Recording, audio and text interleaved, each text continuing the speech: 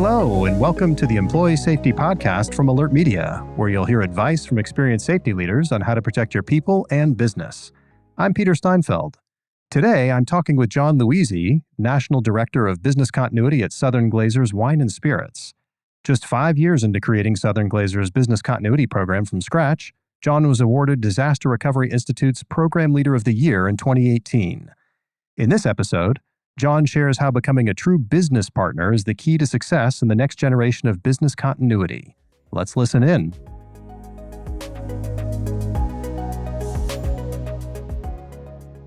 Hey, John, thanks so much for being here today. Hey, Peter, how you doing today? It's good to see you again. Yes, indeed. I'm doing well, and I'll start by just having you maybe give people a bit of a background on Southern Glazers. What does the organization do, and then what do you do there? What's your role? We are the largest wine and spirits distributor in the world. So the party usually doesn't get started until we show up. But essentially, it's a company that is so proud in its tradition associated. It's still a family, privately held organization. Family's still very, very involved in the day-to-day operations of the company. And I can tell you, it's just an outstanding company to work for. We have over 24,000 employees deployed throughout the U.S. and Canada.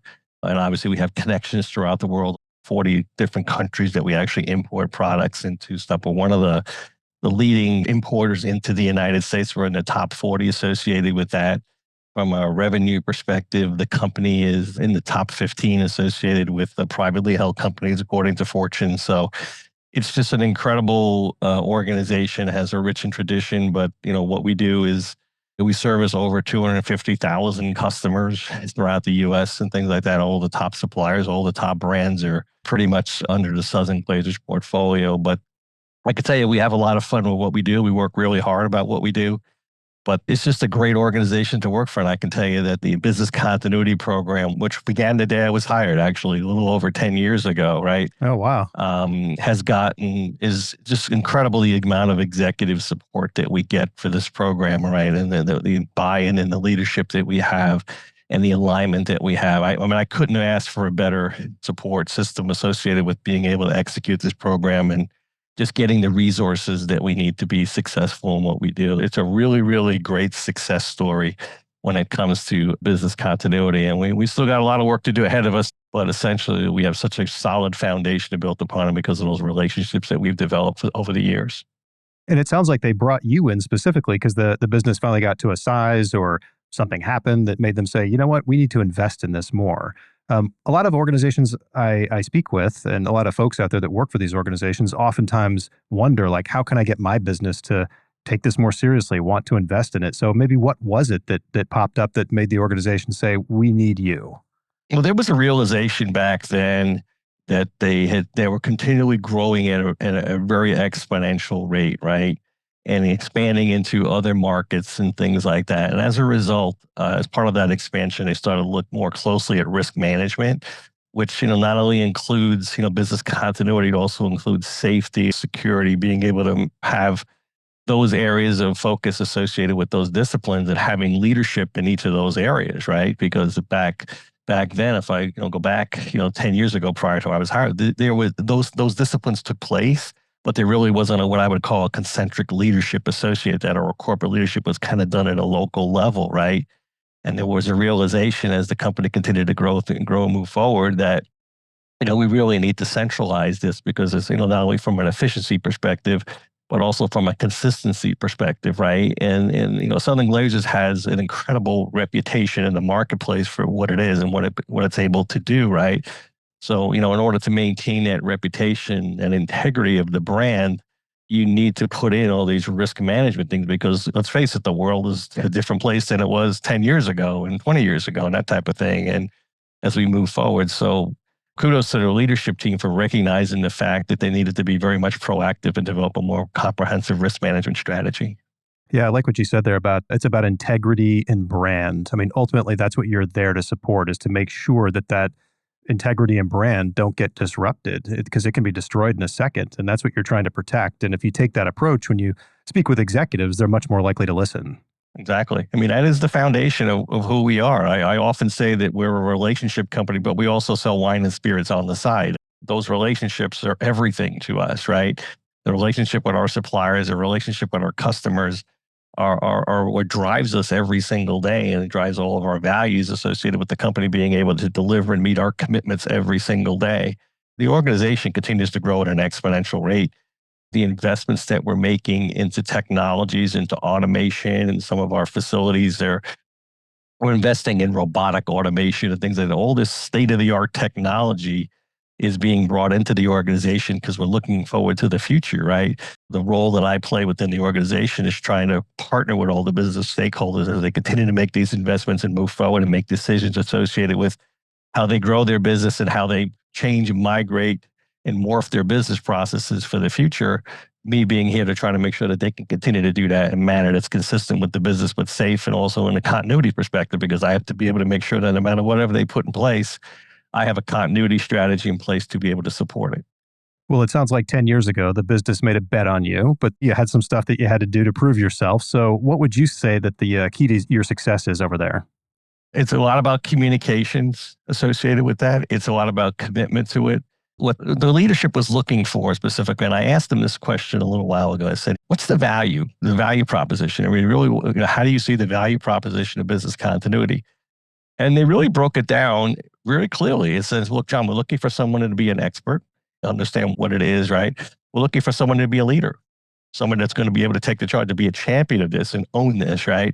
We're looking for somebody to manage the day-to-day part of it, because leadership and management is two different things, right? So what's managing that day-to-day activities associated with that? We're also looking at someone who will be a business partner, understanding the business, understanding the metrics of the business, right? What are our goals? What are we doing today? What's our shipping count today? What's the distribution in the state of Florida for today, right? And understanding the business, the metrics of that, what drives it, the seasonality of it right now. This is our peak season. So we're at a heightened awareness around this. It's also about having intelligence. And what I mean by that is that what's the situational intelligence, right? Monitoring what are the risks, what are the threats, what's going on in the world, what are the potentially the things that could impact our operations, right? So it's that situational intelligence. It's also about having the right relationships. And that not only means just within the company, but it's also how many external partners do I have to be able to bring in if there is a situation that occurs, that I have the right level of expertise. Do I need a generator? Do I need a restoration and recovery partner? Do I need a crisis management public relations firm? All of those different people are at an arm's length to me because I've already built those relations. And that just becomes more of the core competency of what we could offer the organization, right? And the other two things are, hey, what's the vision? Where are we going with this program? Where are we at today? And where are we going to be 5 years from now? So it's also being able to clearly articulate what is that vision and strategy of what business continuity is going to be and how it's going to be supporting the organization. And then the bottom line for us is, and I talked about this earlier, is it's all about the integrity, right? So I work for a company that has a very, very rich heritage, a very proud heritage. So everything that we do has to be centered around that. It has to be centered around those values and making sure we operate and do the right things at all times for the employees, for the customers, for the suppliers. So those are the things that they look at when they look at the value of the business continuity program that they have expressed to me. And that's what we try to deliver every single day. That's what I think a lot of people miss when they get into a role like this. They don't realize that I've got to sit down and understand the business. What does the business care about today? What do they care about in the future? And then how can I bring my expertise to the table to enhance and help that mission? The number one thing people ask me to speak about is executive support. Hmm. It seems like the number one challenge that business continuity professionals continue to have. And if I had to summarize it, it's like understanding the business. If you want executive support, you have to talk their language. You have to understand what their lives are like. And what is their metric? What is their dashboards that they're looking at? What are the drivers of the business? I've often found that for me, business continuity is just another decision that they have to make. I just have to educate them on that decision. It shouldn't be treated as something that's separate, if you know what I mean, or some other thing that we need to do. It should be part of the normal business operations. It should be part of any other decision that they're making throughout the day. So, I mean, it's being able to try to understand the business, and so I can talk business speak and therefore have a conversation. And therefore, it has given us huge executive support. The fact that we understand their lives on a day-to-day basis and are part of that. So. Well, struggling to get executive buy-in has not changed in the last 50 years, but what has changed in the world of business continuity since you first started your career? Oh my gosh. Well, I mean, it's a lot about just, again, it's morphed from years ago, right? So back in the 90s and early 2000s, it was about disaster recovery. It was Yeah. about IT. And then you had September 11th. And I often look at that as kind of being the watershed event for business continuity people, because it was at that point that folks started to say, oh my God, this could happen to us. And now it becomes a more holistic, the business associated with that, not necessarily about just IT. During the September 11th period before that, right? Business continuity just after that was very administrative. It was very compliance driven. It was all about, hey, fill in this template. There's a spreadsheet, fill it out, get it back to me. It was about collecting data, but didn't know what to do with that data. But we collected a lot of data, right? And we would develop plans that were like 100 pages long. And, business continuity, disaster recovery, and crisis management, they were three disciplines that would never meet except on when there was a situation. And that's when they first started meeting each other, right? So Yep.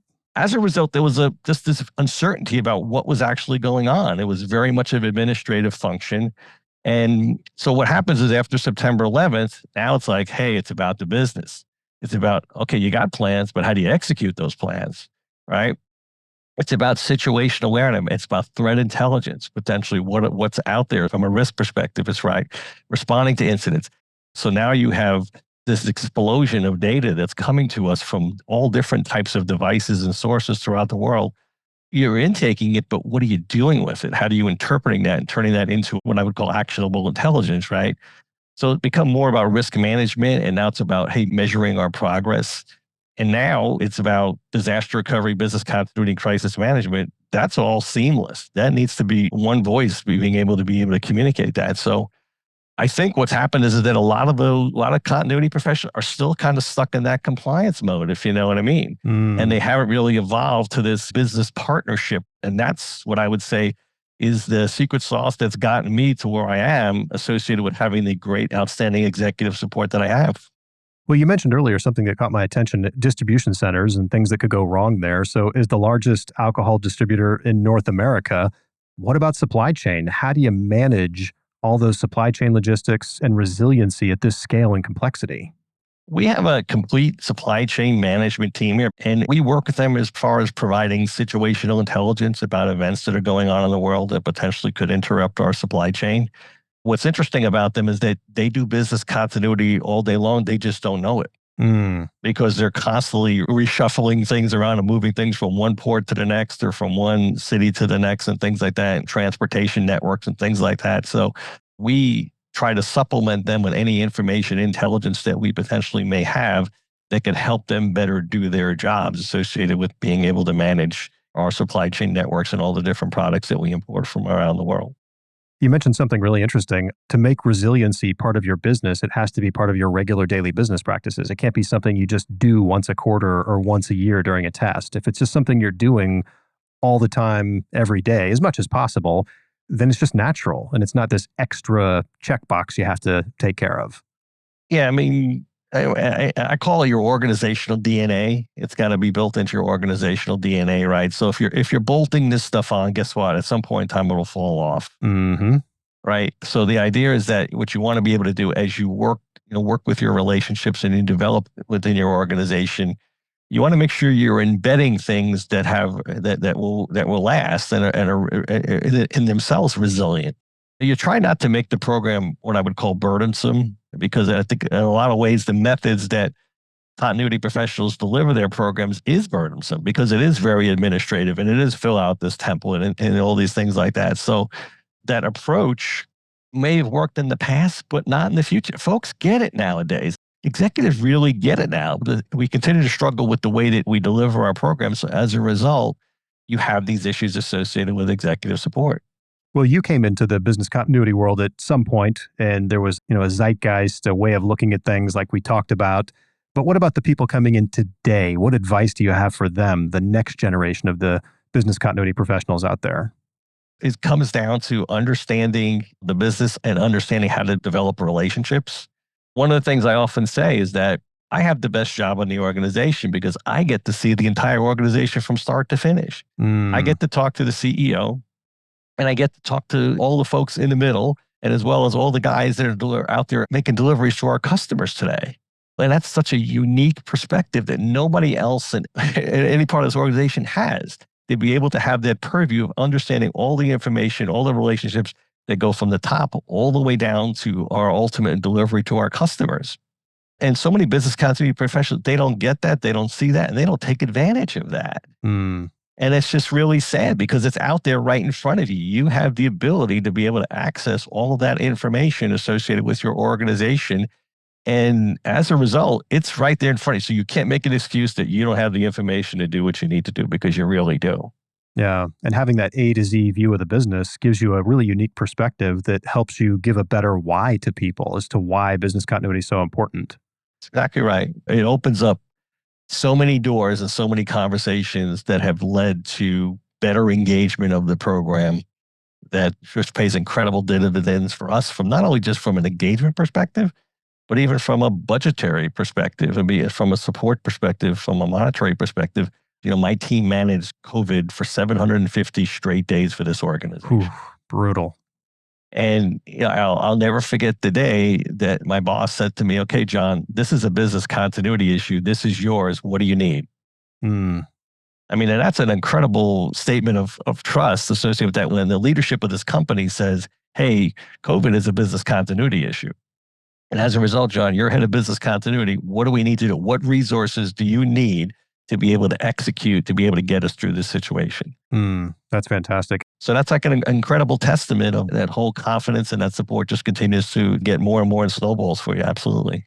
And if you had just been the checklist guy or the compliance guy, they would have not come to you and said, "This is a business continuity thing. Help us, lead us through this." They wouldn't have done that. They wouldn't have had the confidence in you. So by learning the business inside and out, developing those relationships, sharing your ideas, all that instilled that confidence in you that you could lead them through that 750-day ordeal. Yeah, I mean, this is, business continuity is not a checklist thing. I mean, we use checklists as part of our execution, right? Of course. But it's really need to be looked at as a strategic business partner. Yeah. What else is on the horizon for you and the whole team over at Southern Glazers in 2024?